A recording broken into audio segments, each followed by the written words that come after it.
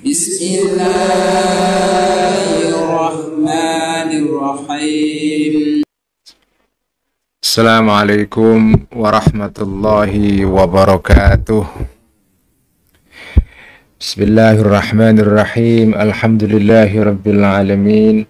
Wassalatu wassalamu ala ashrafil anbiya'i wal mursalin sayyidina wa habibina wa maulana wa qurrati a'yunina Muhammadin wa ala alihi wa ashabihi wa man tabi'ahum bi ihsanin ila yaumiddin.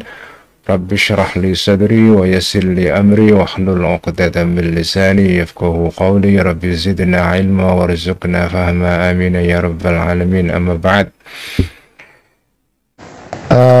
Ya, terima kasih. Ini masalah besar ini, masalah perang Israel dan Iran ini. Nah, gini, menurut saya kita kembali kepada basicnya dulu. Jadi sebelum kita bicara mengenai soal kemungkinan perluasan konflik militer ini menjadi konflik yang bersifat global ya, basicnya adalah bahwa sebetulnya tindakan Israel menyerang Iran dengan alasan bahwa ini adalah preemptive strike. Jadi serangan untuk preemptif karena dia khawatir jika Iran memiliki senjata nuklir maka itu akan membahayakan keamanan Israel. Sebelum senjata nuklir ini berhasil dikembangkan oleh Iran, dia harus diserang lebih dahulu. Itulah namanya preemptive strike. Nah, ini persis seperti yang dilakukan Israel pada tahun 1981. Ketika itu Israel juga pernah menyerang reaktor nuklir Irak. Dan pada saat itu keluar resolusi PBB nomor 487 yang isinya adalah menyatakan bahwa tindakan Israel, tindakan unilateral Israel untuk menyerang Irak, menyerang reaktor Irak ini tidak bisa dibenarkan. Sama sekali dianggap sebagai tindakan yang ilegal. Itu yang pertama. Yang kedua, kita harus tahu Israel itu selama ini belum pernah mengakui secara terbuka bahwa dia memiliki senjata nuklir. Jadi Israel itu padahal punya. Jadi dia itu sudah mengembangkan dari tahun 1960-an, sejak di era Presiden Kennedy. Nah, tetapi Israel sampai sekarang ini tidak pernah mengaku secara terbuka sebagai negara yang memiliki senjata nuklir. Nah, jelas pelanggaran karena di dalam dunia ini ada suatu perjanjian unilateral yang namanya NPT, jadi Non-Proliferation Treaty, perjanjian antar negara untuk membatasi pengembangan nuklir. Itu sudah ada.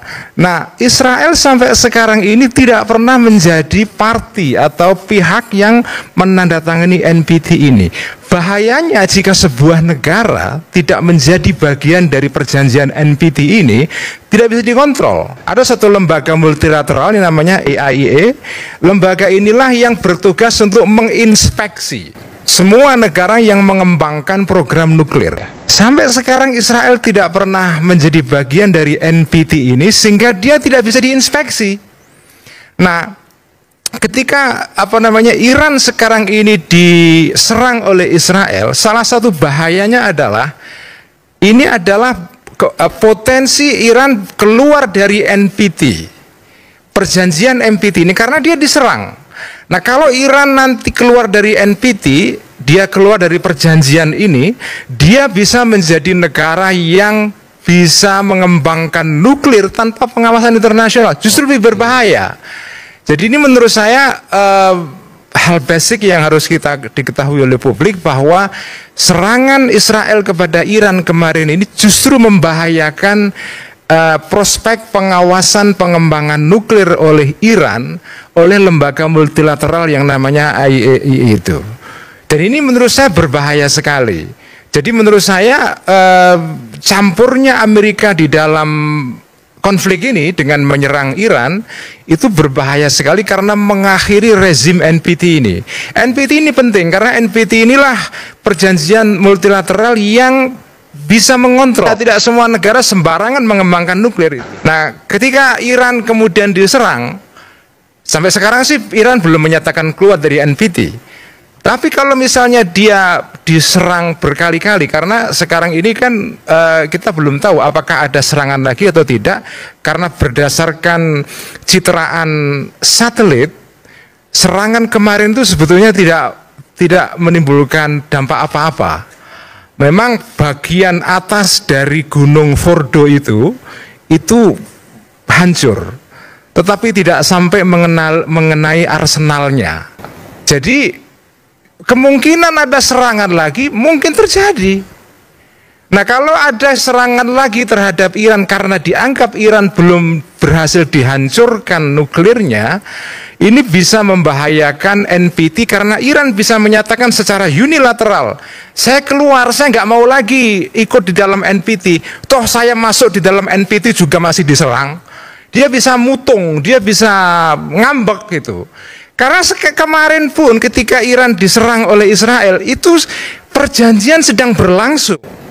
Perjanjian sedang berlangsung, negosiasi. Dan kemudian negosiatornya Iran diancam mau dibunuh.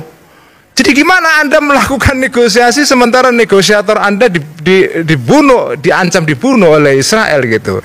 Jadi ini memang situasinya penuh ketidakpastian, dan menurut saya yang paling kita khawatirkan sebagaimana keprihatinan PBNU dalam statement yang terakhir ya, kita tidak kepingin konflik ini meluas menjadi konflik global. Karena kalau itu terjadi, itu kehancuran bersama. Kita melakukan mass genocide. Kita melakukan bunuh diri massal itu. Ya karena kalau ini menjadi perang global, lalu mendorong beberapa negara yang memiliki nuklir untuk menggunakan kemungkinan senjata nuklir itu dipakai, ya itu suicidal banget. Itu bisa menghancurkan semua pihak. Karena itu menurut saya fokus dari upaya internasional sekarang ini bagi saya yang paling penting adalah segera menghentikan perang ini. Karena itu saya setuju dengan inisiatif Presiden Trump beberapa waktu yang lalu. Dia nulis posting di akun X-nya dia bahwa dia sudah berhasil membrokerage, memfasilitasi adanya ceasefire atau gencatan senjata antara Israel dengan Iran, meskipun pihak Iran merasa tidak dilibatkan. Jadi ini semacam klaim sepihak daripada Presiden Trump ya. Tapi apapun lah, bagi saya upaya untuk mengupayakan diplomasi itu adalah prasyarat yang mutlak yang tidak bisa dihindarkan. Kemarin ketika Trump mengatakan melalui akun Truth Social dia, karena Trump ini tidak menggunakan X. Jadi Trump ini sampai sekarang dia mutung, tidak mau menggunakan X atau Twitter, dia menggunakan platform lain namanya Truth Social. Kemudian itu di-capture dan di-share di X ya. Nah, Trump kemarin mengklaim bahwa sudah terjadi ceasefire. Kemudian beberapa saat setelah ceasefire itu diumumkan oleh Trump, Iran menyerang Israel. Rudalnya dikirim ke Israel dan Israel mengatakan bahwa Iran melanggar perjanjian gencatan senjata. Irannya sendiri mengatakan, saya tidak tahu kalau ada gencatan senjata. Karena ini klaim sepihaknya Pak Trump ini, saya sendiri tidak tahu. Nah, inilah uniknya Trump ini kan ada sedikit apalah ya.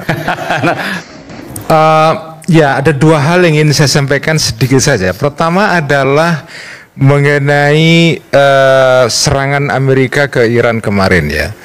Jadi ya saya sendiri bukan ahli mengenai hubungan internasional, tapi saya melihat perkembangan-perkembangan yang terjadi selama mungkin 3 bulan terakhir. Jadi pada bulan Mei itu Presiden Trump kan berkunjung ke negara-negara Teluk, Saudi Arabia, Qatar, dan kemudian Emirat Arab. Nah, ketika dia di Saudi Arabia, dia menyampaikan pidato yang bagi saya itu cukup menarik di Riyadh ya. Ketika itu dia menyatakan bahwa ini sesuai dengan doktrin kebijakan luar negerinya Trump sejak awal.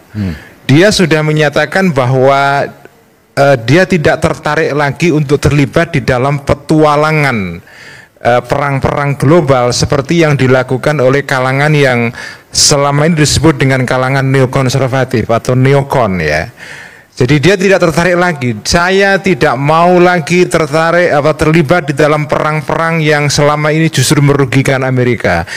Ini untuk membedakan kebijakan dia terhadap pemerintahan sebelumnya, Joe Biden, Barack Obama, dan tentu yang paling awal adalah George Bush Junior ya. Jadi Trump dari awal sebetulnya tidak kepingin. Bahkan itu salah satu trademark kebijakan luar negeri dia. Jadi ketika di Riyadh dia mengatakan, saya kepingin mempromosikan perdamaian di Timur Tengah melalui diplomasi dan perdagangan. Nah, saya melihat hal itu sebagai sesuatu yang cukup menjanjikan ya. Nah, saya melihat sampai sekarang ini Trump masih pada track ini. Cuma faktanya memang di balik Trump sekarang ini ada dua kubu yang bertentangan dan bersaing.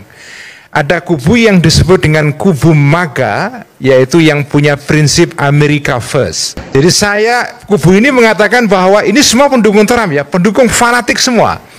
Pendukung Trump yang pertama MAGA ini mengatakan bahwa Amerika yang perlu didulukan. Kita nggak perlu terlibat di dalam petualangan global, tetapi faktanya memang di balik Trump juga ada kubu lain. Kubu yang kepingin juga tetap mendukung Israel. Dan mereka ini jumlahnya memang tidak sebesar kubu MAGA, tetapi mereka juga cukup penting pengaruhnya.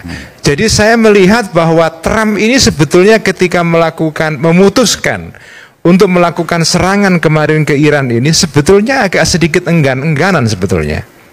Karena serangan itu seperti ditulis oleh beberapa analis ya, sebagian mengatakan bahwa serangan ini sebetulnya cenderung theatrical.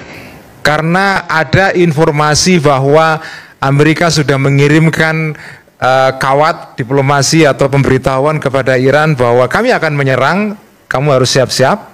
Serangannya terbatas dan Iran kemudian berdasarkan citraan satelit memang ditengarai ada kegiatan pemindahan hulu ledak nuklir dari Fordo, Isfahan dan Natanz itu keluar.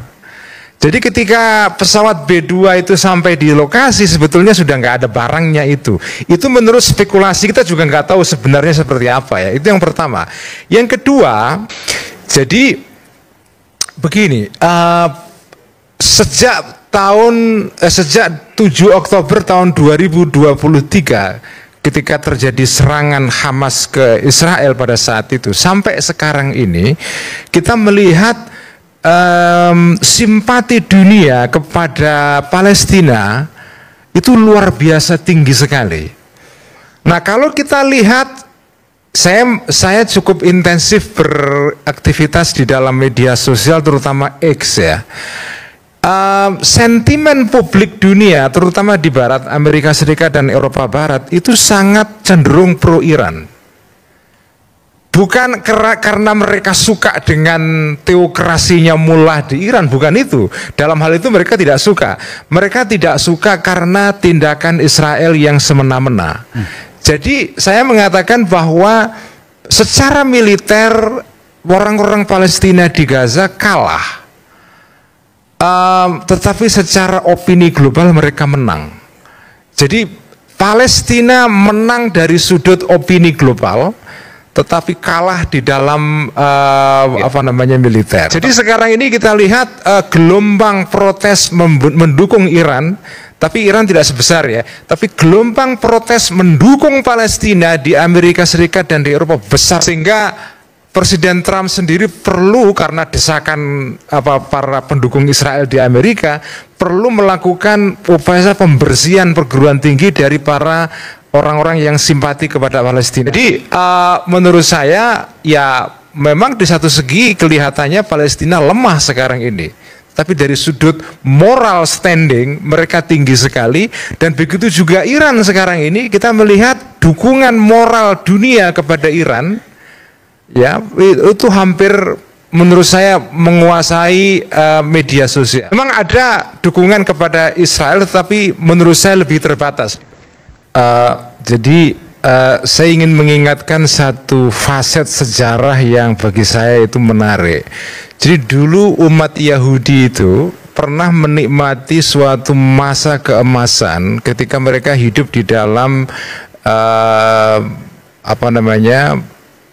dalam satu era, yaitu di Spanyol, di Andalusia. Jadi umat Islam dan umat Yahudi itu mengalami hidup bareng yang secara damai, yang disebut dalam sejarah-sejarah disebut dengan convivia. Jadi Yahudi dan Islam itu hidup bersama secara damai, dan ini diingat juga oleh orang Yahudi dalam waktu yang lama. Sebelum berdirinya Israel pada tahun 48, sebetulnya